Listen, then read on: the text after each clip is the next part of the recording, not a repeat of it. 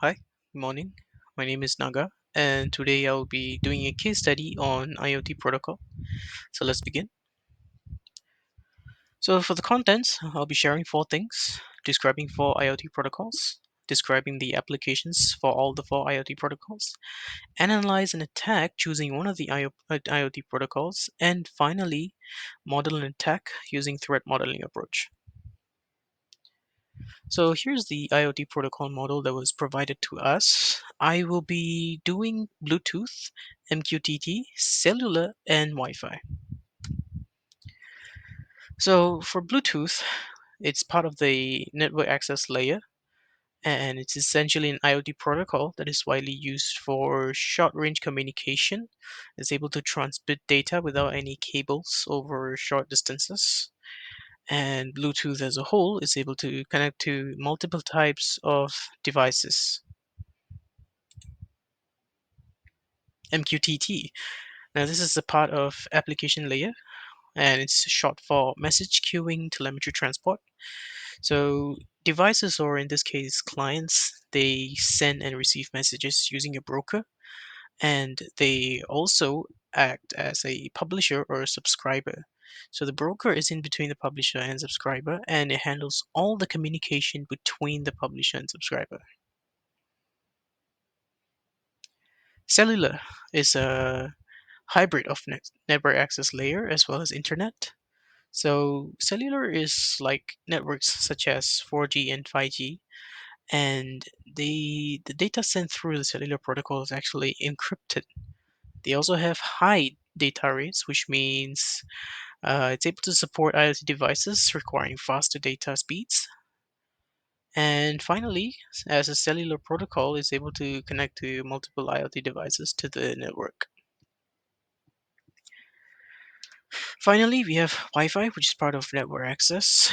Wi-Fi is a wireless networking technology that uses radio waves to provide high-speed internet access. It's an IoT device that connects to the Wi-Fi router, and it can actually send and receive information. It also serves as a local area range, which is effective for indoor users within a 50 to 100-meter range, let's say. And it also serves as one of the best IoT protocols because it's widely available and is supported by most devices. Here are the applications for all four IoT protocols. For Bluetooth, we have smartwatches, fitness trackers, wireless headphones and mouses. MQTT, we have manufacturing, fire detectors, connected car systems. And as for cellular, we have retail or smart retail, for example, smart agriculture, smart healthcare, and you can also include other stuff like cars and other vehicles that collects data in very fast rates. So for Wi-Fi, we have logistics, automotive industry, and smart home. These are all the real-world applications for each IoT protocols. So moving on to analyzing IoT attacks and preventive measures. First of all, IoT, in terms of vulnerability, is very susceptible to cyber attacks due to security weaknesses in devices. So, let's say weak security configuration, purely secure Wi Fi networks, and devices are very easy to exploit. And main reasons would include insecure communication and weak passwords. For example, they're very easy to crack and a lot more easy to get in. You can also talk about outdated encryption. Basically, use of any outdated encryption increases vulnerability as well. And successful cyber attacks can actually result in data breaches, unauthorized access to confidential information, and device hijacking. So one of the examples I'll be using is the Mirai botnet attack, which happened in 2016.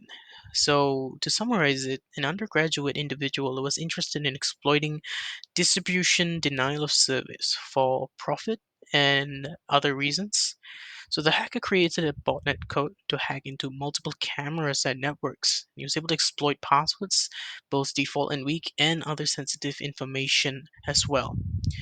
So the hacker and his associates, they were eventually caught in the near future, but before they were caught, they released the botnet code into the public.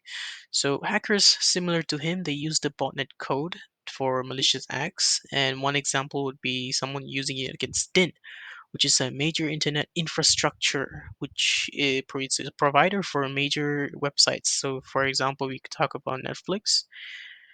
And how does it work? So, in terms of malware, the attacker was able to use a malware that was able to scan IoT devices, and using weak credentials, if the Wi-Fi does not have any strong passwords, the malware will be able to easily hack into the system. So, what happens after the hacking is done? Basically, once the malware has entered the system, it infects other infected IoT devices with other weak encryption as well. And by connecting to multiple IoT devices, it eventually creates a network of bots, forming a botnet, and you'll be able to use this for a large scale attack as well. What is the consequence of this? Well, basically, we have disruption of online services. Websites go offline, causing a lot of worldwide inconvenience to users, and it affects the company as well. You have privacy risks. Basically, infected devices may expose sensitive user data, which leads to data breaches. And finally, we have loss of revenue. Companies lose a lot of money during downtime trying to troubleshoot and recover the system. And as well as you also have strengthening the defenses. Basically, you're trying to invest a lot more on the security, which in this case, monitoring defenses as well as employee training. And finally, it can also open the companies to legal risks should they fail to secure user data. Next up, we have the use of threat modeling. So I'll be doing both stride and attack map. So basically, this is a hybrid. And I'll be using the IoT protocol that I used previously in order to analyze the IoT attack. So in this case, I'll be using a Wi-Fi. I'll be using Stride to explain how it works, and then I'll also be talking about the attack surfaces and path. And finally, I'll be talking about potential threat scenarios. So I will come up with two potential threat scenarios, and then I'll also finish it off with mitigation measures. So this is the attack tree model over here. I utilized Stride in order to explain how things work. So the main topic is compromise of Wi-Fi security.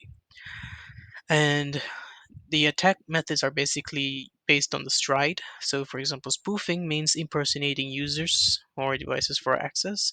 Tampering would mean injecting malicious data, which alters communications between devices. Repudiation has two different methods. One would be activity denial, and another one would be log tampering, which allows users to cover tracks and by deleting logs. And you have information disclosure. One would be weak encryption. One method would be weak encryption, which leads to access to sensitive data. Denial of service, you have two other methods as well. For example, deauthentication, as well as Wi Fi jamming, which leads to attacker blocking all the Wi Fi channels. Elevation of privilege. Now, due to weak encryption, it could lead to either gaining admin access control or the attacker takes over the control network itself. So this is the stride explanation. Basically, spoofing. When it comes to spoofing, attackers or hackers pretend to be a legitimate network or a device. In this case, they deceive users, and once they get access from the users, we move on to tampering. Basically, an attacker starts modifying or alter any communications between the IoT devices. Such examples would be altering any data or introducing any malicious commands. So, repudiation, like I mentioned for the attack tree, would be about denial of service. Basically, this is one example that I've used here in the slide. An attacker can use public Wi Fi anonymously to conduct illegal activities. So, in this case, by being anonymous, the attacker can do whatever they want to without getting caught. So, in this case, they can deny of any malicious acts. Information disclosure, an attacker can exploit the vulnerabilities of WAT protocols or in any other case WEP, and because of how weak these protocols are, the attackers are able to access sensitive information based on these protocols. Denial of service, an attacker can overload routers with excessive traffic, leading to crash in systems as well as slowing down some of the systems as well. And finally, you have elevation of privilege. An attacker can exploit the unpatched vulnerabilities within the router. So this is one of the examples. Can gain admin control or access, or maybe even take over the whole network itself. Attack surfaces we have. So attack surfaces are basically devices or things used by the hackers in order to gain access. So first one would be routers. Basically, attackers can exploit any vulnerabilities to jam the network, gain access to data, or even gain control of it. Connected IoT devices. If security is weak, in this case, weak passwords, then attackers can exploit this by gaining control of these devices. Public networks, like I said, public Wi-Fi, when it comes to encryption, it's extremely weak. So due to the lack of encryption itself, attackers are able to gain control of the network traffic and steal anyone else's user credentials or even inject any malware into it. Attack paths. These are the methods used by hackers. So firstly would be weak encryption. Basically, when Wi-Fi has a weak encryption, it makes it easier for attackers to use this path to intercept and access the data. Packet sniffing is another thing. Basically, attackers can listen to all the data in the network and be able to capture confidential information such as passwords and email or any other sensitive information. So packet sniffing is essentially like detecting any data transmitting over. Last one would be Wi-Fi jamming. Attackers can disrupt Wi-Fi signals, causing denial of service, which prevents devices from using the network. Okay, so moving on to potential threat scenarios. First scenario would be an attacker using packet sniffing in order to monitor, for example, traffic due to weak encryption in the Wi Fi network. And what is the impact of it? Basically, sensitive information like login credentials by personnel handling the traffic cameras. They can be captured and manipulated in any way, and they can also redirect traffic in order to cause any malicious acts. The second potential scenario would be an attacker using default passwords to gain advantage, to gain complete access to the Wi-Fi router in a smart home. And what's the impact of it? It could lead to data theft, network redirection, or using the router for further attacks. Examples would be including gaining control over security cameras, having control over smart locks, and data theft such as online banking credentials, sensitive information, in other words. So, how do we prevent this? First of all, how do we mitigate the cyber attacks on Wi Fi itself? First of all, we can do firmware updates.